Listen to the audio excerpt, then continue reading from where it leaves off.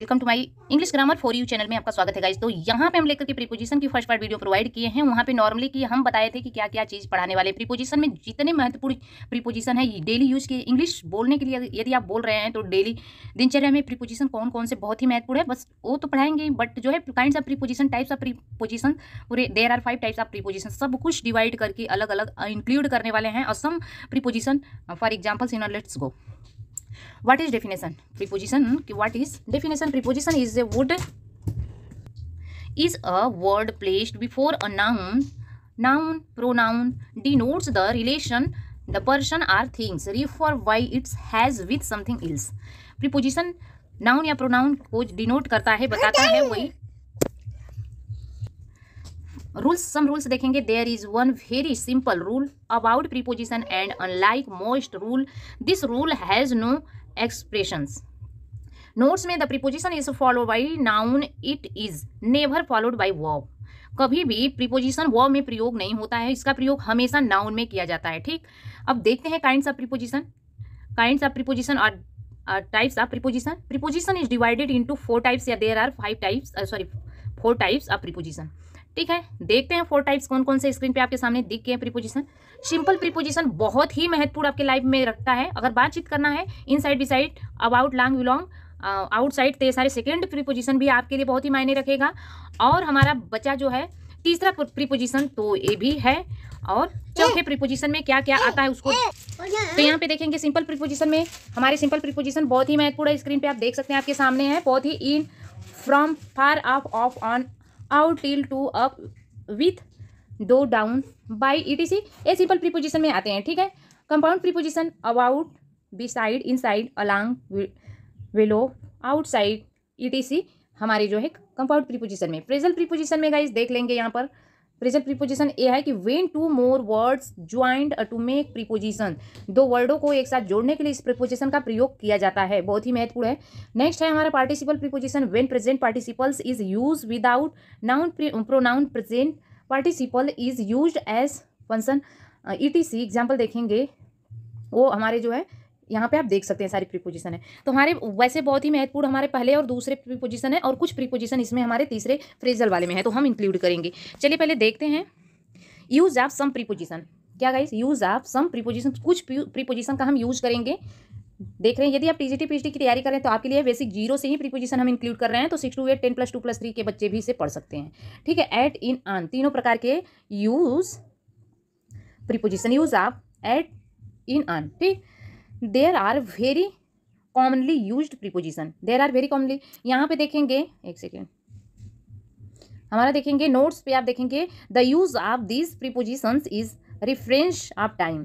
Time के लिए क्या कैसे प्रीपोजिशन यहाँ पे यूज होगा, तो टाइम के लिए गाइस देखेंगे at is used for precise time, precious times. ठीक है, और in is used for months, years और सेंचुरीज एंड लॉन्ग पीरियड्स। ठीक है, किसका प्रयोग करेंगे हम, इनका प्रयोग। मंथ्स के लिए इन द 4 मंथ, ठीक है, ईयर्स के लिए इन 99, 100 ईयर्स, ठीक है, सेंचुरीज के लिए 21 सेंचुरी, ऐसे करेंगे। ठीक है, अलॉन्ग पीरियड के लिए on is used for days and date के लिए, यानी हम जो है प्रीसियस टाइम के लिए एट का प्रयोग करेंगे।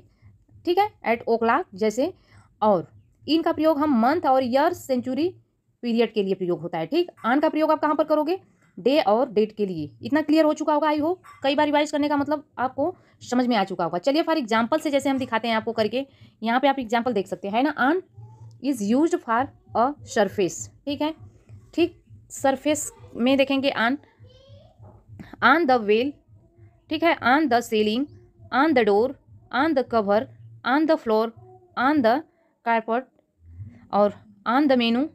ठीक, सेम उसी तरह से पॉइंट के लिए, सरफेस के लिए ऑन का प्रयोग, पॉइंट के लिए यहाँ पे देखेंगे इनक्लोज्ड स्पेस के लिए इनका प्रयोग करेंगे। ठीक है, जैसे पॉइंट के लिए at the corner, at the bus stop, at the door, at the top of the page, at the end of the road, at the entrance, at the crossroads, at the Alcor. ठीक है, ये रहा। और इनका use देखेंगे in the garden, in Delhi, in India, in a box, in my pocket, in my wallet और इन अ building, in a car. तो आप समझ सकते हैं कैसे प्रयोग करना है, आपके सामने स्क्रीन पे हमने यूज करके भी बता दिए।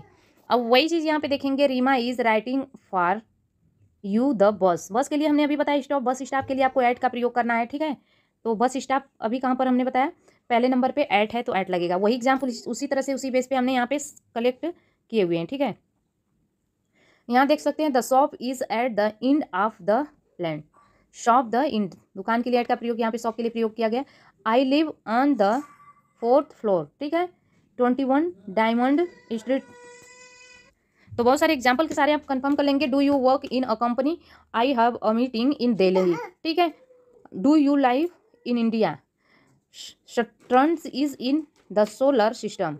नेक्स्ट है हमारा, देखेंगे कि the author's name is on the cover of the book, ठीक है, ऑथर का नेम कवर के ऊपर है। नेक्स्ट है कि there are no price guys, price on this menu, ठीक है। You are starting on my food.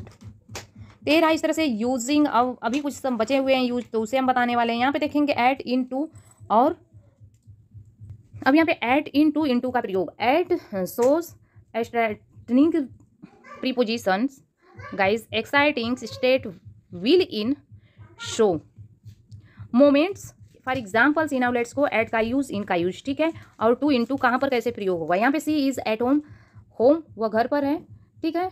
Next है the train is in motion, मतलब ट्रेन चल रही है, गति में है, ठीक। At for small place to ETC, will in for big place, town city country ETC, ठीक है।